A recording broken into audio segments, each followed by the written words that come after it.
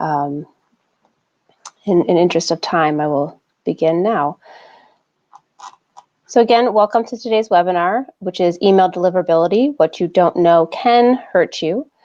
I do want to share that before we begin, this webinar is going to be recorded. It's recording now, and each attendee will receive a link to the recording shortly after the event. We also welcome your questions. Please submit questions at any time during the webinar. We encourage that, and we'll try to address questions as they come up. And we do have a little bit of time probably at the end of today's sessions for Q&A. If we do have a very short window of time, we will try to follow up with you as much as possible with your questions. And you can obviously reach out to us at any time with any additional questions you may have. We want to make sure we share as much information as possible with everyone today. So with that, I'd like to introduce our speaker today, Jared Rickard. Jared has a vast experience in email marketing, automation, and analytics. He's currently our Director of Product Management for email at DMD. He has a knowledge of all things email, which encompasses managing email deployments, establishing email marketing automation programs, leading creative design for digital campaigns, and beyond. Every day at DMD is an exercise in extending innovation in email. So in his 14 years plus in HCP marketing, Jared has developed and deployed thousands of successful email campaigns, and he has a degree in fine arts from the Illinois Institute of Art in Chicago. So with that, I'm going to turn it over to you, Jared, to talk about email deliverability. And while Jared is introducing email deliverability, I'm going to throw up a poll that I would like people, if you get a chance to respond to. We just want to get a sense of where people are in terms of email deliverability, kind of what your experience with it is. So I'm going to start that poll now. And Jared, I'll turn it over to you. Perfect, Sarah. Thank you. So we're going to dive right in. We have a lot to cover today, and I just want to say thank you all for joining us. So the first thing we're going to look at here is what is email deliverability. And I want to acknowledge up front that deliverability is not actually a word. I'm reminded of this every time I type it out, and I get the little red line under it for my spell checker. But it is the term that the industry uses to discuss the delivery of email. Sometimes I've heard it defined as delivery of email to an ISP or internet service provider or exchange server, things like that. Other times people will talk about it as placement of the email at an inbox by the ISP. For today's presentation, though, we're going to talk about deliverability in terms of the likelihood of an email being delivered to the inbox. So we're going to combine both definitions and say that we want to get email delivered to the inbox. Sure.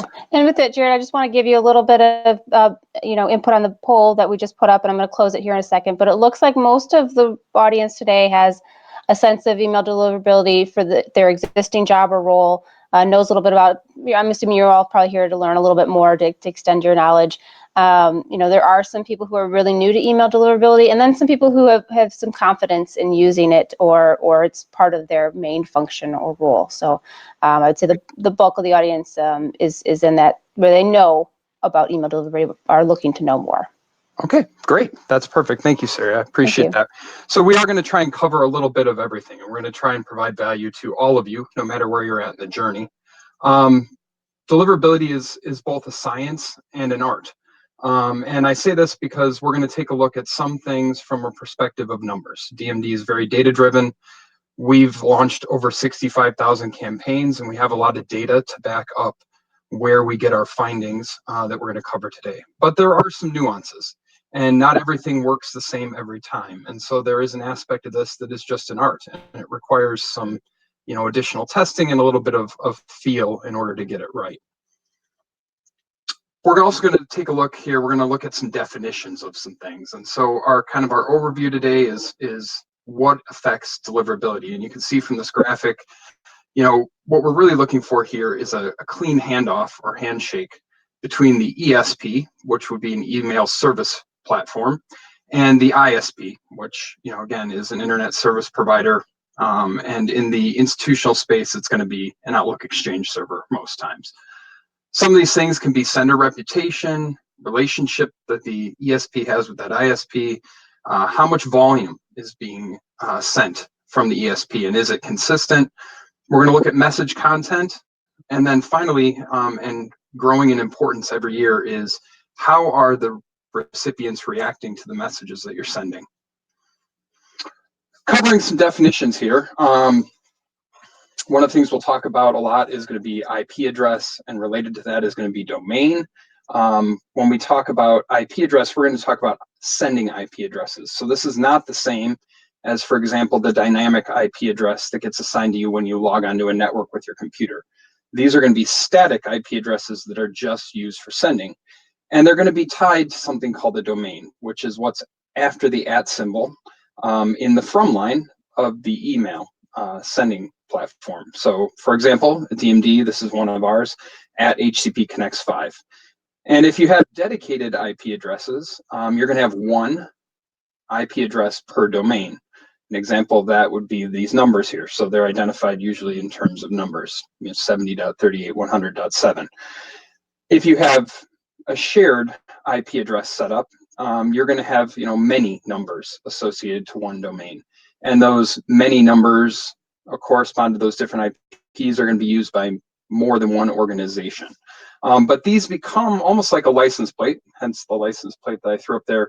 It's the identifier that identifies that sending domain in traffic through the web so that reputation can be applied to it.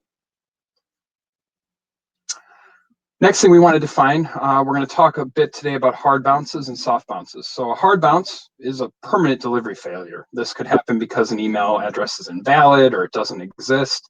And then we're going to talk a lot about soft bounces, which are temporary delivery failures. And these can be things like the mailbox is full, or you've been blocked, or you've hit some kind of threshold, or your email's been defined by the end user as spam. Those type of things can cause a soft bounce. And that's a temporary thing. If you resend to that address at a later time, the email may get through, especially if you've made improvements. So that is what a soft bounce is. We're going to talk about sender reputation. And this is defined in terms of a number. 0 to 100 is the standard. The higher the number, the better your sender reputation. When we look at this, it's measured through a couple different services. I put two of them up here that are the most prevalent and the ones I recommend most. Return Path is an organization. They do measurement of this. They have a free measurement tool called senderscore.org that they maintain, where you can go and put in your IP address or IP addresses, and it will give you the number for your sender reputation. Another one, eDataSource, also a very good tool. They will allow you to monitor your sender reputation in real time. You can set up notifications that will send back a notification if you dip below a certain threshold or if you end up on a blacklist. And both of these in the paid form offer something called seeded inbox placement, where they give you a list of seeds that you send to. And when you send to these seeds, it's going to report back to you an approximation of whether the email got to the inbox. Return Path has unmonitored seed inboxes, which is valuable, again, in a general sense. eDataSource has both unmonitored and monitored inboxes, and they also have persona-based inboxes, which will emulate the behaviors of certain types of individuals. Like they might have a persona inbox that deletes every email that comes in, and one that opens every email that comes in, and things like that. But this is where we're going to get those numbers, and we want to be monitoring this all the time. So my pro tip for you here is that if you're new to this world, you can sign up at senderscore.org for completely free. And I would recommend that you check your IP address every day and log it in something like an Excel spreadsheet so that you can see how you're doing with regards to your sender reputation at all times. DMD employs both of these organizations. We don't trust just one, we use both, and we use them for similar reasons, but for different reasons in each individual case. Jared, you just mentioned using using a spreadsheet to maintain a list, a trending of sender reputation score. That seems like a really involved process. Is there any, is that is there a reason why you need to do it that way, or why you should, could you explain a little bit more about monitoring that score over time in that fashion? Sure, Sarah. First, I want to call out, if you do one of the paid services, so if you do Return Pass paid service or EDS's paid service, they're going to trend all that over time for you, and there'd be no need for the spreadsheet. If you're looking to get started and you're going to go the route of trying to go free, you're going to have to check it every day. And the reason I would say track it in a spreadsheet is then you can look at deployments you've done and see their impact. So if you know you sent on Tuesday and your sender score, let's say, was 85 on Tuesday, but when you log in Wednesday morning, it's 77. You know that last deployment may have had a negative impact, and you can go back and look at the deployment. Conversely, if it was significantly better, you could look at what you did right in that deployment and hopefully apply some learnings to the next deployment that you do. The next term we're going to define here is blacklists. So blacklists are spam monitoring services, and there are many of them. Right, so I threw an example up here, top right, Spam Cop. That's one of the more primary ones. They will list emailers by IP address who are known to send spam or have done something bad or have been complained about or reported. There are literally hundreds of these. And so you can go out every day and check each one of them individually, or you can use a service. There's a free service. I use whatsmyip.com's free service. They have a blacklist checker, and it aggregates all of them. And so again, that's one of those things that if you're just getting started, you may need to go do this every single day to ensure that you're not on a blacklist. If you employ one of the paid services, they're going to notify you. But these blacklists serve many different functions aside from just telling us if they're spam. One of the other things they do is they put out honeypots and spam traps. So defining those, a honeypot is an email address they create to emulate a real person's email, and they put it out in the web hoping that people will scrape it up and use it. And if you do, they're going to put you on the blacklist because you hit a honeypot. A spam trap is a reclaimed email address. So if somebody abandons an email address, some of the ISPs will voluntarily give that over to their corresponding blacklist, and they will use that email address to catch people who have not removed non-responders. And again, if you do this several times, you may end up on one of these blacklists. So all of this amounts to a delivery challenge for all of us as we send email, specifically marketing email.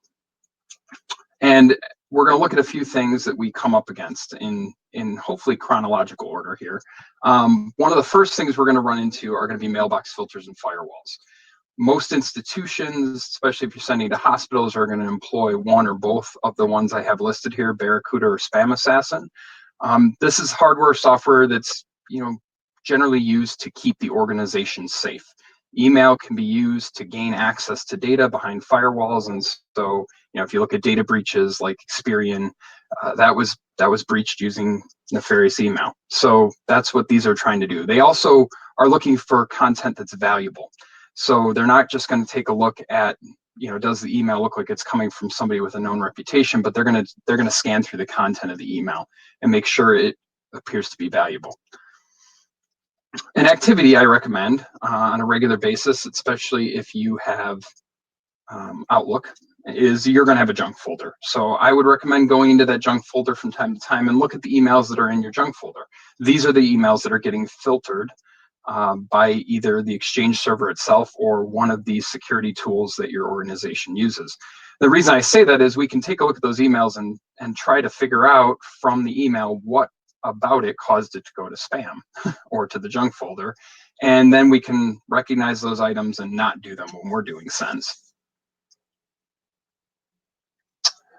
So these medical institution firewalls provide a second level of challenge aside from just getting an email delivered. They're very unique to each institution. So these have literally thousands of different settings that can be set individually. Somebody could say, I don't want any email to come in from an outside organization that I don't know, for example. Or they could say, I don't want any emails that have images to come from an outside organization. They have those kind of levels of settings.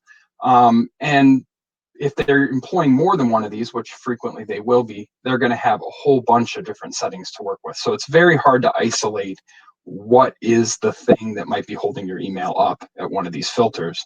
One of the other things these filters do in recent years, they've added a pre-run functionality to them. So the email gets delivered to the Exchange server, and these filters will actually go through and check the destination of every link. It's a great thing to do for security. It makes it very difficult for us, because when they do that, what we're going to see is that the emails get delivered to the institution's Exchange server, and it appears that every link got clicked. And so the ESP platform is going to write that out as a click and an open. And so we have to be able to recognize that there are times when we're delivering to medical institutions that some of the clicks and opens, if not all the clicks and opens that appear right after the send, are not actually real, and they're actually non-human traffic.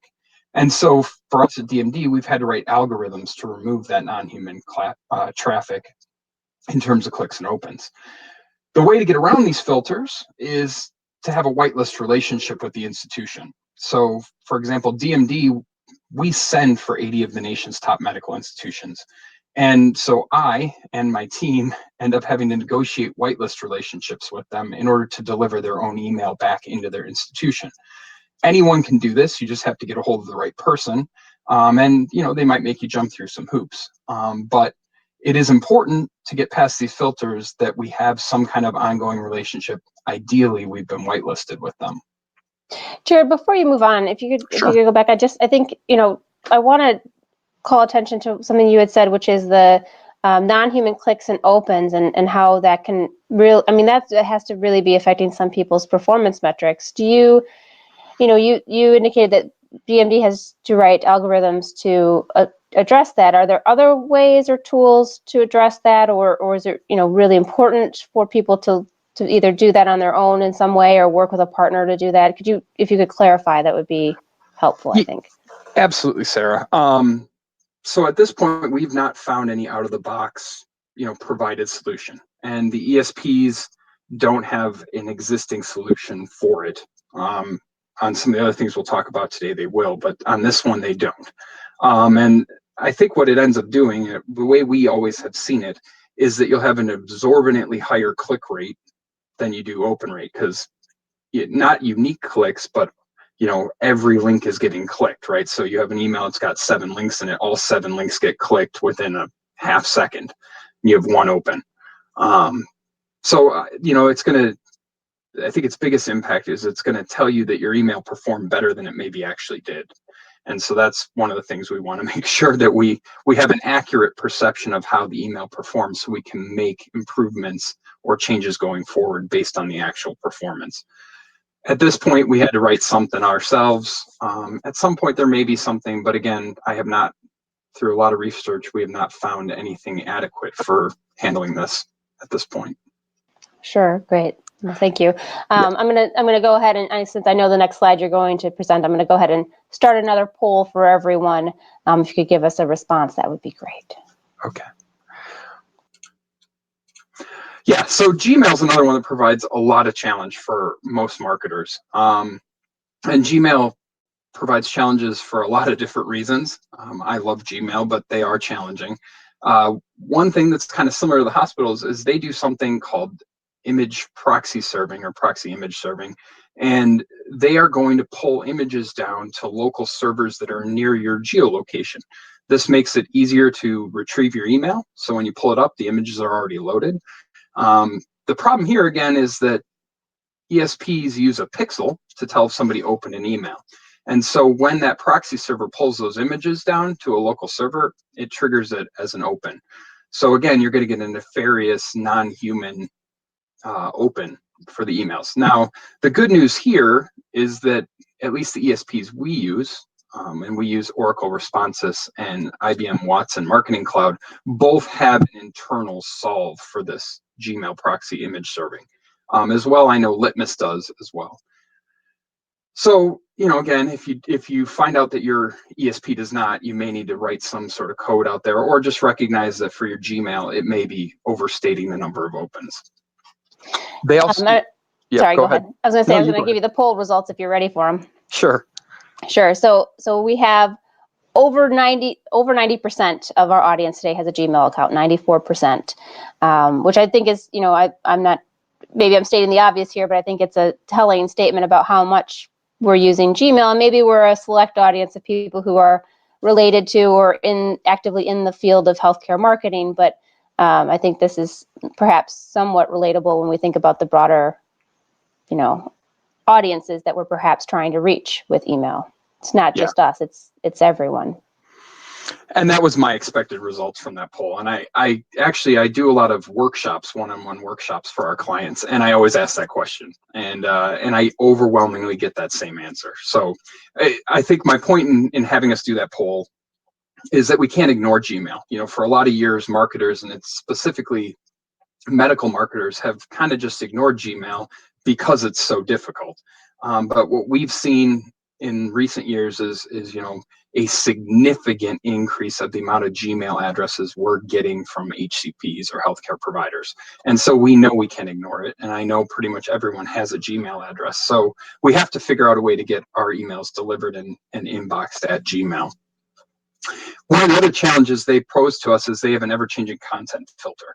So unlike most of the other, commercial or commercial ISPs, Yahoo, Hotmail, that have static content filters, Gmail's changes significantly, sometimes hour to hour.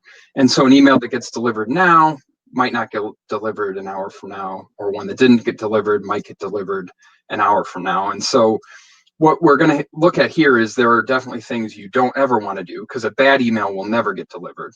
And a really great email, especially one where you have past interaction behavior, is probably going to get delivered no matter what. It's the ones that are kind of on the fence. And so we want to make sure we don't do things that put us on that fence. They also use a relational filter. This is the other aspect of it. They introduced this, Gmail did, and Yahoo uses one now to an extent, and so does Outlook Online. The relational filter is basically going to look at past behavior with the sending domain. So if somebody's been getting email from you at Gmail, and they've been opening your emails and clicking in your emails, then they're going to be more likely to deliver your email, and they're going to be more likely to put it in the inbox. So that relational filter makes the biggest challenge getting that first interaction with a new Gmail email address. We have to get that first interaction, because until we do, pretty much the best we can hope for is the promotions folder. And the way we do this at DMD is we have an entire sending domain and dedicated IP address that's just for Gmail, and we send initially only to active Gmail users, and we try and pick out the best campaigns that you have and send them to Gmail addresses. So DMD, for a lot of our healthcare providers in our database, have more than one email address. So when we get a really good offer, we will send it to their Gmail address and try and garner that initial interaction. And we have great results with this. So we have a very strong relationship at this point with Gmail. And I'm sorry, I know I'm interrupting again, Jared, but what is you mentioned the growth in terms of seeing physicians using Gmail. So what is the current growth that we're seeing again at DMD? Yeah, it's about we're increasing about 300% year over year. Now, part of that is that we used to kind of actively avoid Gmail, if I'm honest, right? So that was one of those things where we wouldn't even add a Gmail to the database at one point in time. In the last couple of years, we've begun adding Gmail in and had to create a strategy for it. So yeah, I mean, we are seeing significant growth. And I want to say we have a Gmail address for about 35% of our total database. So, I mean, that's significant, right? It is significant. And I would anticipate it will continue to grow.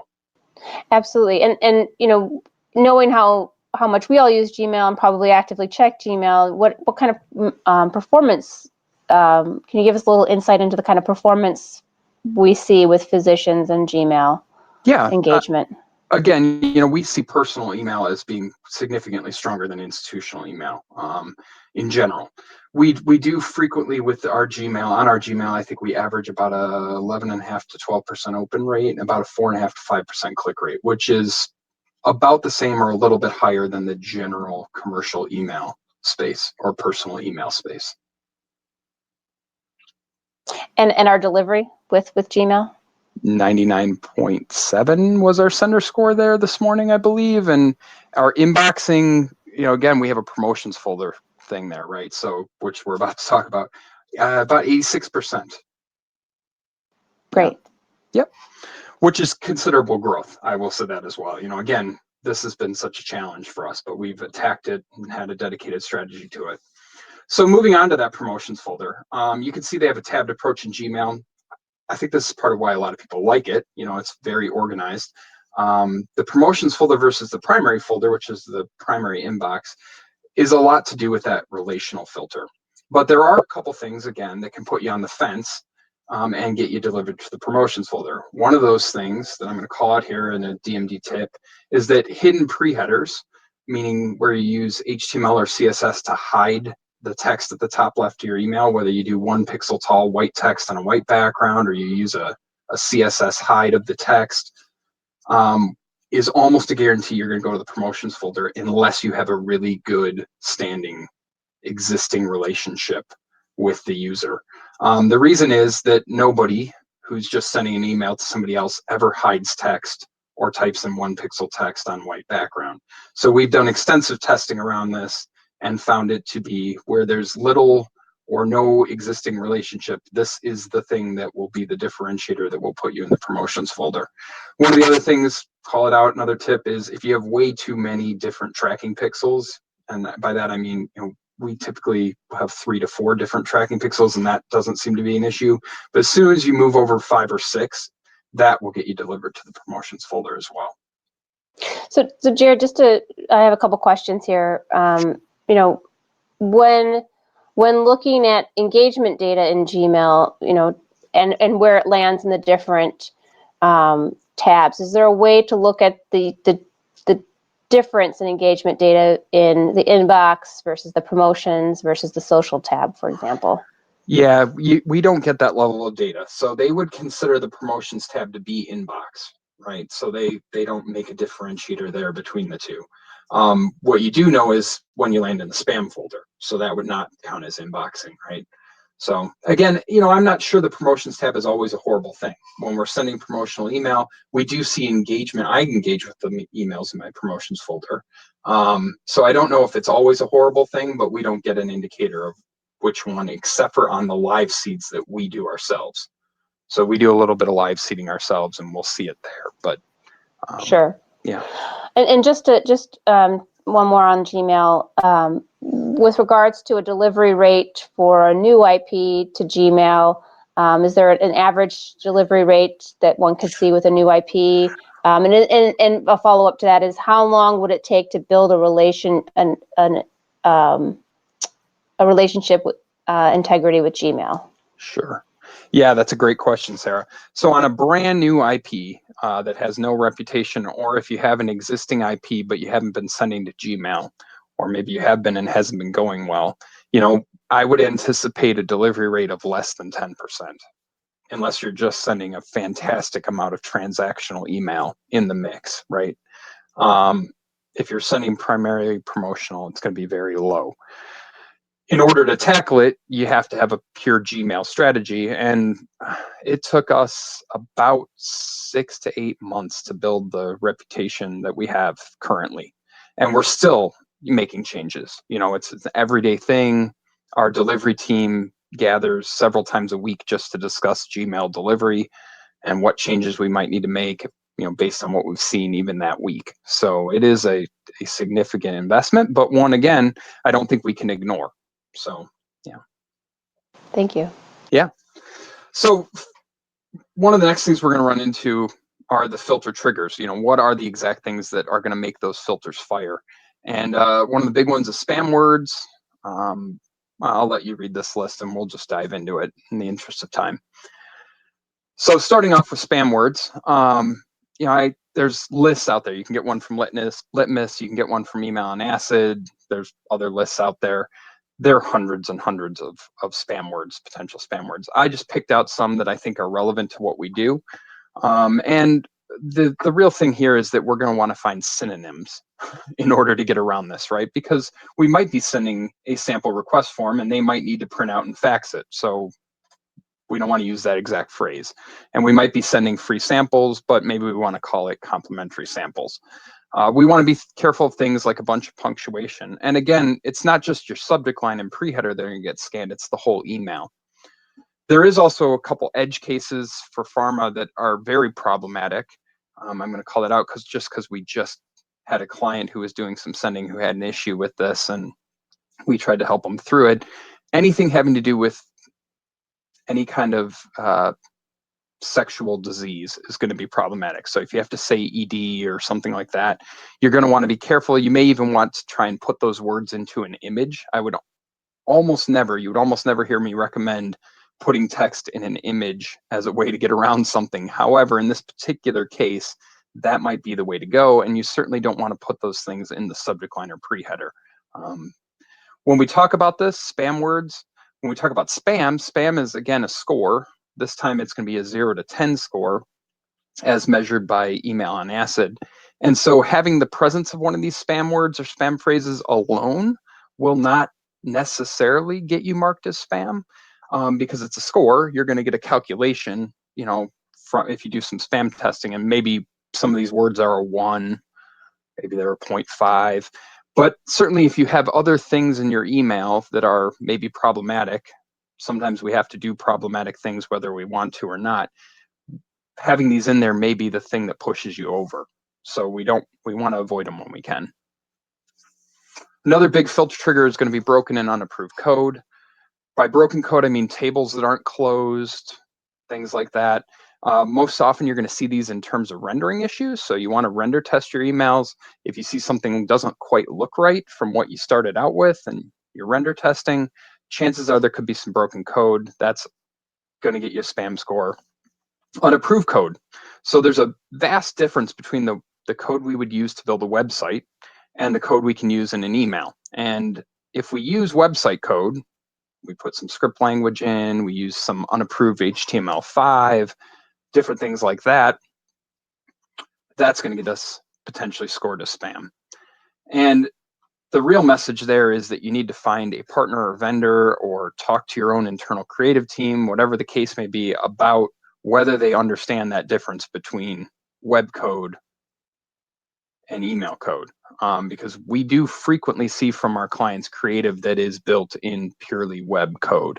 And then we have to make adjustments on our end to remove that pure web code and change it over to HTML email code. One of the other things we don't really want to do is send attachments. And it's not an issue of can't, and it's not an issue of it's going to guarantee that you get marked as spam. But unfortunately, when you're sending mass email, bulk email out of an ESP and you have an attachment, the attachment is also going to get read by the filter. So you start to have to apply all of these same things to the attachment. So if you're attaching a PDF, say it's 6 pages long, every word in there is going to get looked at, and again, the chances that you're going to get filtered based on that potentially big. The other thing is, especially at the medical institutions, they often will just have a filter that says, don't accept anything with an attachment from an outside organization that I don't have a relationship with. So there, again, that attachment may just get you wholesale filtered at the medical institution. This is the most, I think, nuanced of the ones we're going to talk about here. This one's more recent, and a little bit less intuitive, but web traffic matters. In terms of getting email delivered. When the filters pre-run the links and they look at the web pages that are being linked to, they're actually going to look at the traffic on those websites. And whether it's at Gmail or whether it's at a medical institution or whether it's at Yahoo, they're going to care about the traffic. And so we don't want to launch emails to websites we put up yesterday. And of course, this makes for a big challenge, especially with drug launches, or if you just opened a new center at your hospital, you're going to want to try and drive some traffic there before you start your email campaign. And the reason for this is that spammers, real legitimate spammers, the lost uncle in Nairobi who wants you to send him your social security number so he can send you an inheritance, will put up a page and then direct a lot of traffic there. And so that's what they're looking for. They're looking for some kind of page that's recent and doesn't have a lot of traffic. So that's we want to address that up front. And we need to know who sends traffic to your site. The reason for this is, again, they're going to look at that traffic that's coming, even if there is some traffic, if that traffic is coming in from an organization who is not making as good a decisions as you, or if there's other emails that are linking to your content, that those emails have been marked as spam or blacklisted or something like that, and they have links to your website, and now you send out an email linking to your website, you're going to share a little bit in that reputation. We'll dive into that in a minute. But we also have to consider if we're linking to partner content that maybe has a lower reputation than our own. So if you're aggregating news from around the web, you want to look at the reputation of the partner's content that you're aggregating. Because if you link to partner content that has a poor reputation, your send is going to have a poorer reputation. And so we can say that it's a little bit like a cold or a virus. It spreads, right? So this reputation can be spread through the links that you put in your emails. So we want to be very careful with who we allow to link to our content. We want to be very careful with the content we link to, because in the scenario like this, you've got a vendor last week that you've been using and they've been sending traffic to your website, but they haven't done proper list curation, or they sent the email too many times in too short of a period and they got a bunch of complaints, and now their IP address is on a blacklist. Your website may also be on that blacklist with their email, and now you do a send, and all of a sudden your IP address, your sending IP, is blacklisted because it was tied relationally to that content. So this is something we definitely want to be very cautious with. Jared, I just have I'm catching up on some questions here. I want to interrupt for a second. Sure. You know, looking back maybe to the last slide, and this is an interesting question that I don't think we talked about ahead of time, but is, you know, landing pages on established websites.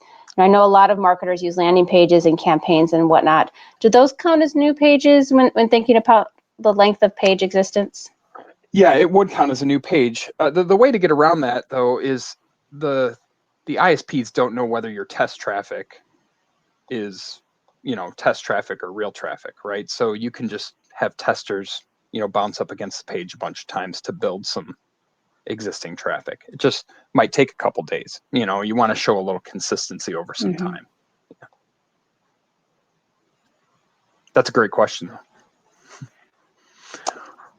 All right, so the final, I believe it's the final filter trigger we look at is poor email list quality. And this one, I love this graphic. We're going to dive in just to a portion of it here.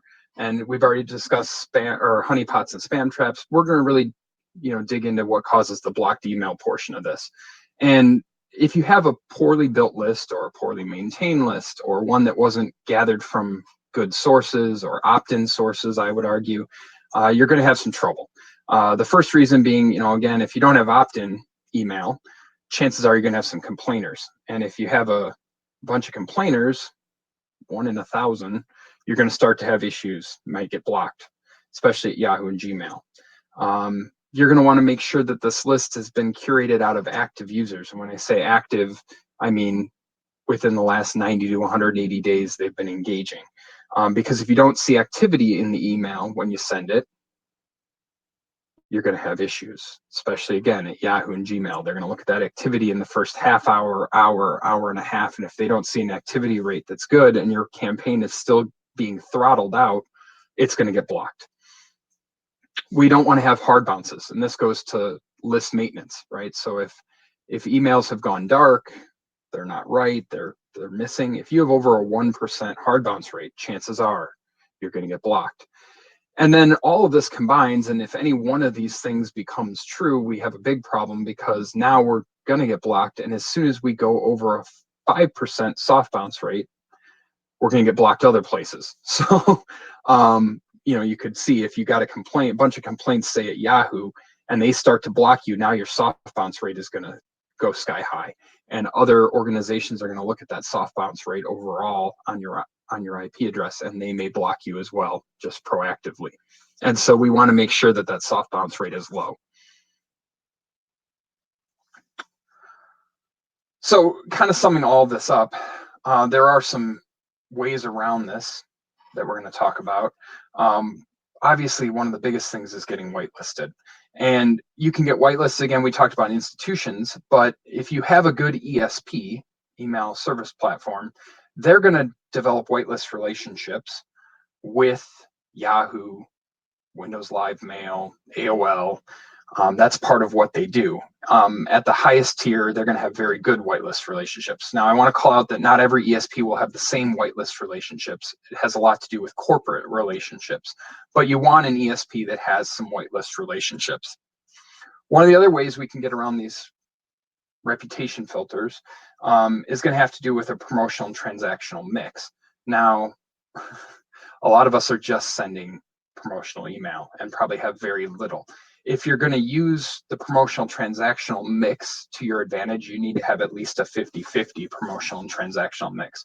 When I say transactional, I mean things like receipts, shipping confirmations, things like that. Emails that result as a result of an activity that the end user has taken with you.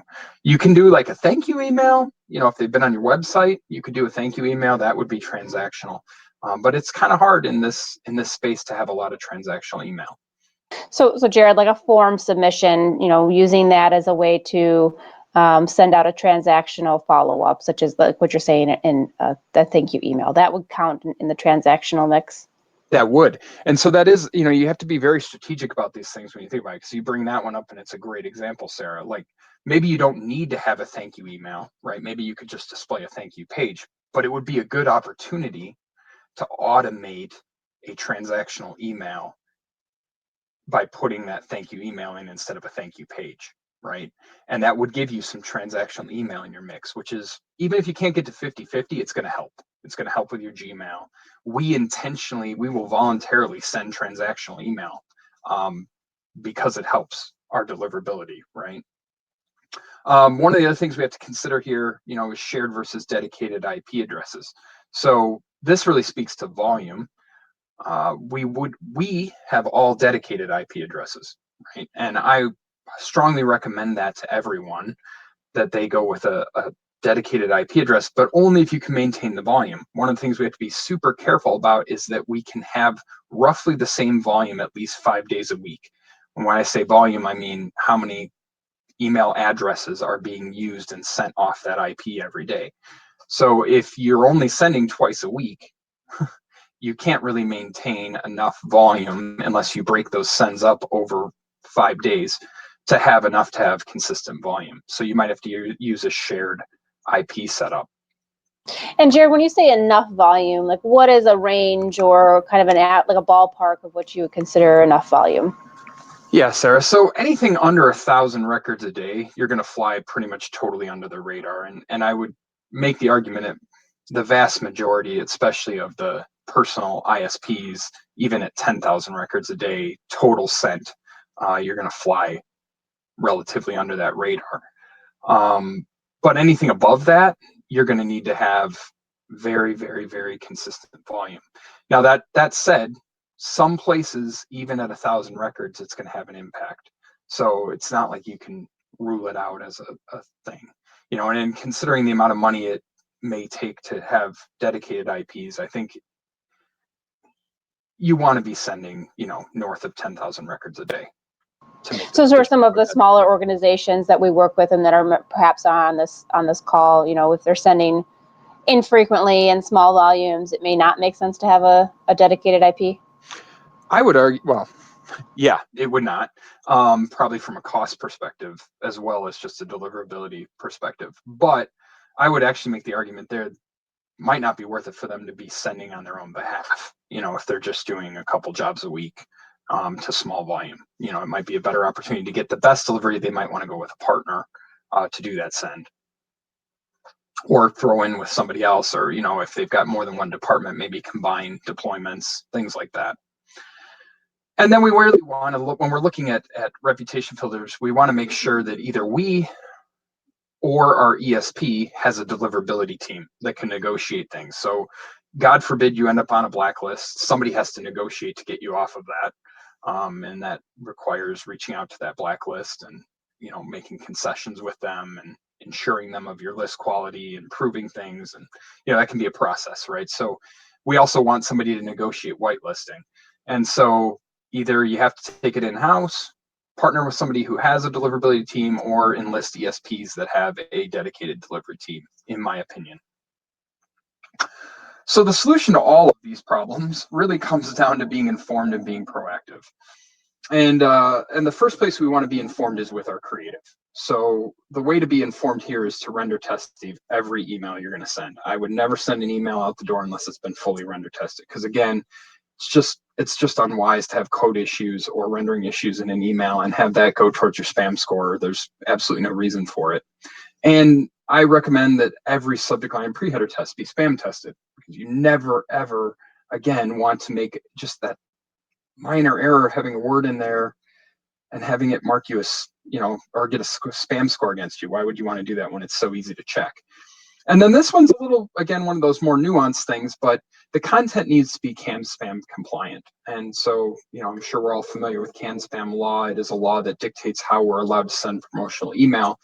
The more sophisticated filters out there, again, at Gmail and at Yahoo, actually are going to take a look and make sure that the from line and the address relate to each other, and that the linking to the opt-out also has some relation to that from line and footer. And if it doesn't see that, it's going to see that the email is not CAN-SPAM compliant, and it's going to add a spam score for not being CAN-SPAM compliant. So we want to make sure that those things all align. The from line should match the footer, and that should all match the content that you're presenting in the email, and they should all relatively match the opt-out. So we're going to need some tools to do this. I highly recommend either one or both of these. DMD employs both, but Email and Acid and Litmus are kind of the leaders in this space, and they each do similar things, a lot of overlap. At Email and Acid, I prefer their render testing. They both do good at content testing. Email and Acid has better error testing, and they have better spam testing. But Litmus has a great content builder, and as part of their package, you get advanced metric tools, so you can use them to enhance your reporting. They are where we get our time on email metric from for all of our reporting. And they have this great code repair tool. So if you're a little bit naive around HTML email code, you can throw your code in here and it will help you to repair it. Again, we employ both. One or the other, I would say, is a requirement if you're doing your own sending. You really want to know where you got your target list, or how you've built your own target list, depending on the situation, right? You want to make sure, again, that they've opted in. You want to make sure that you're providing content they're interested in. A good way to do that is to do some surveying of your list. What are they interested in? You want to make sure that there's no known complainers on the list. Again, you want it to be active. You could define that, 30 days, 60 days, 90 days, 180 days. When we talk about it in general, we would talk about 180 days active, but it depends on how active you want it. And we do breakdowns for different jobs in all those categories. And then you really want to look, again, how have they responded in the past? You want to curate a different relationship with a non-responder versus a responder.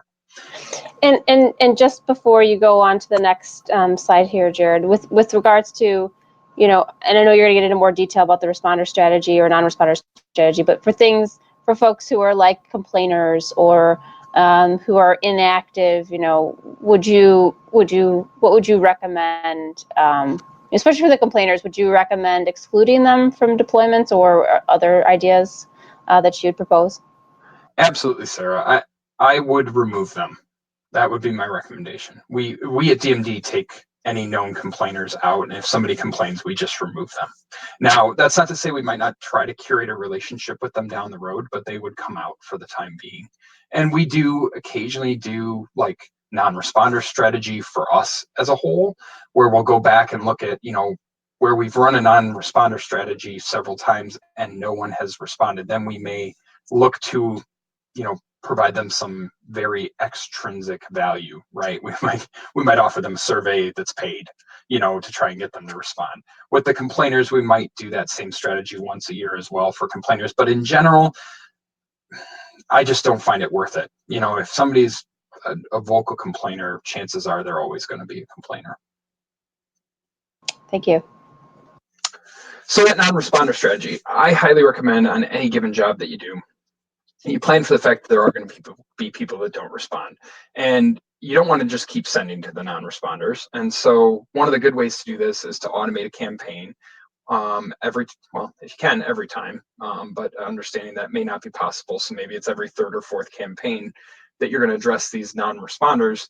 You're going to provide some shorter emails in the non-responder side of things. You may provide some, totally different content. Again, a survey, paid, unpaid, samples, if you have samples to offer, you may lead off with that, in the non-responder campaign, but something that provides some extrinsic value beyond just information is what we would want down on that channel. So we basically do the send. Responders are going to get whatever journey you've planned for them, and your non-responders are going to get, shorter, more engaging emails that have some extrinsic value. And again, we really want to make those non-responders become responders, not just because we want their response, but because it's going to help us get delivery overall. Part of this is choosing also the right platform. Again, you have a lot of options out there from an ESP side, and at the top end of this, you're going to have Salesforce Marketing Cloud or Adobe Campaign, Oracle Responses. Again, that's what we use. Those are kind of the big three.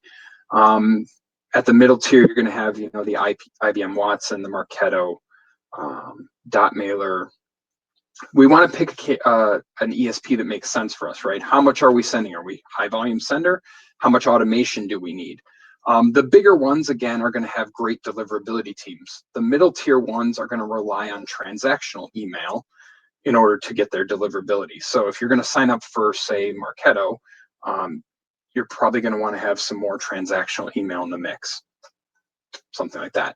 Again, what we also need to look at is, are we ready to do this on our own? If we're not, then we want to partner with somebody who is. I only put one logo up there. I'm biased. I believe DMD will give you the best opportunity as a partner to get your email delivered. But, again, a partner sometimes is the right decision for us. As much as we may want control over our own sending, sometimes we just don't have the resources in place to do it. And so, as we look at that, sending volume becomes the most important here, right? If we don't have the volume, we don't want to do our own sending. If we can't have people dedicated to a deliverability team and we can't afford a platform that has a deliverability team, we don't want to do sending. If we're not willing to do the work for whitelisting, probably don't want to do the sending. And again, implementation costs, support, and staff become important here too. Last little pro tip here, when we look at a warm-up strategy, anytime you bring on a new IP address, we bring on a couple new ones every year and rest a couple of ours every year just to have fresh IPs. You have to warm them up. That should take 6 to 8 weeks, starting with about 1,000 records a day and slowly scaling to what you believe you can maintain.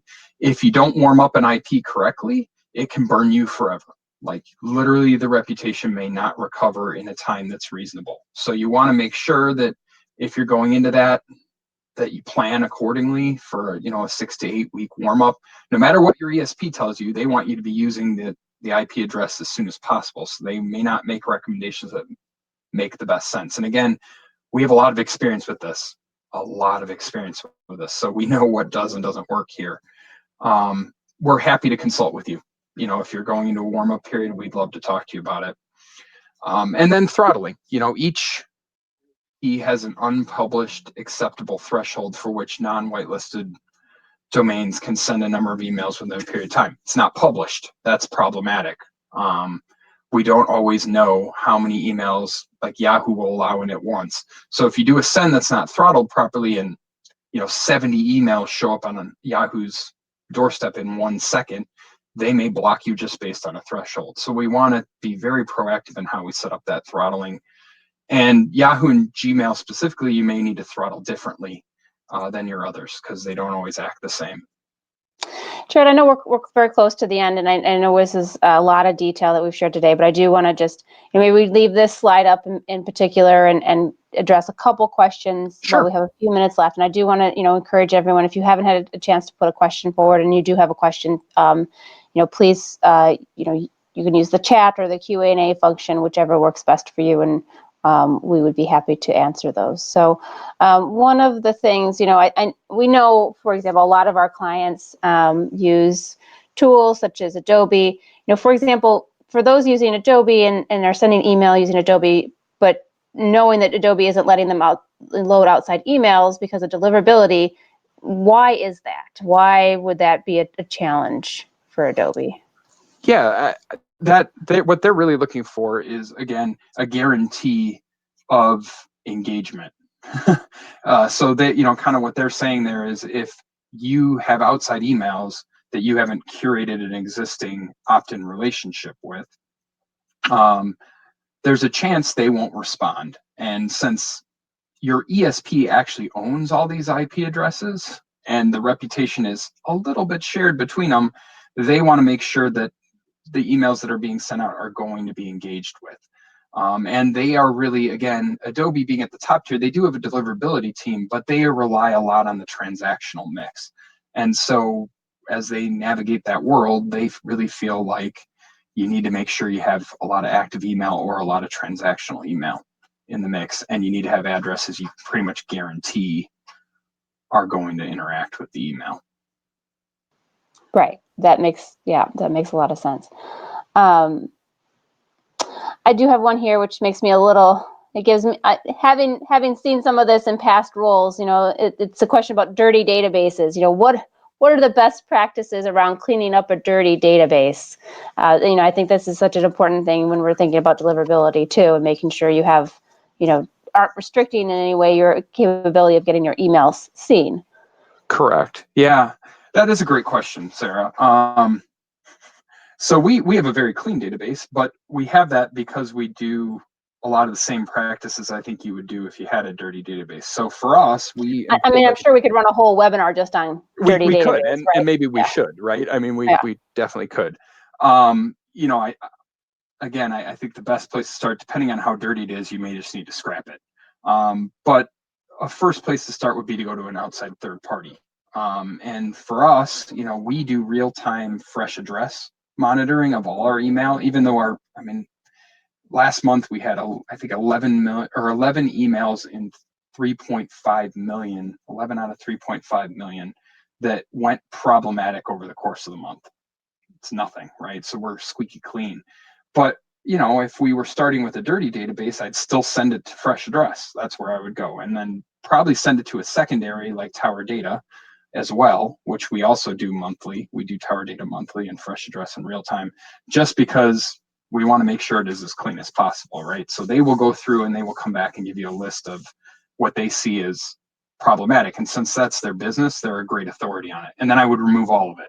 I wouldn't question their results at all. I would just remove anything that they say is no good. And then I would, again, start trying to curate a good, honest relationship with these folks by giving them some valuable content. But the other thing with a dirty database that we have to worry about is authentication. Just because fresh address says the email address is good and it's not bad doesn't mean it's associated to the right person. And that's an area where DMD can help out. If it's healthcare providers, you can come to us and we can do a match and try to authenticate the users. Because other thing you certainly don't want to get is sending an email to somebody that isn't really that person, right? So if you're sending to somebody and you think it's a doctor and you're actually sending to, elementary school teacher who has a similar name, chances are you're going to get that complaint, or certainly, non-activity. So you probably have to go to somebody who can authenticate for you as well. Absolutely. Yeah. I do want to, I know we're at time, and I do know there are a few questions that came in especially around, do we need to start over? We have some situations that are causing some deliverability challenges or some spam problems. And, we'll definitely follow up with you following this event and get an answer to you. I think that the answers to those questions might be really helpful for other folks. So we'll also look to try to and maybe address those in our blog, in an upcoming blog. So you can see our blog at dmdconnects.com. So keep an eye out for that. If you're not already subscribed to our blog, please do, and you'll get a notice when that post goes live. But I really want to thank you, Jared, for your time today, and I want to thank everyone. I think the thing that we know is so important to getting effective email campaigns. High performing email campaigns, one of the big challenges is just deliverability, just getting not only the email to the inbox, but getting it to the main inbox and getting it viewed. So, I think this is what it's all about, right? It is. Thank you, Sarah. I appreciate it. Yeah. So again, thank you, Jared, and thank you everyone for your attendance today. You'll get a recording of this webinar within a day or so. Perfect. Thank you. Thanks.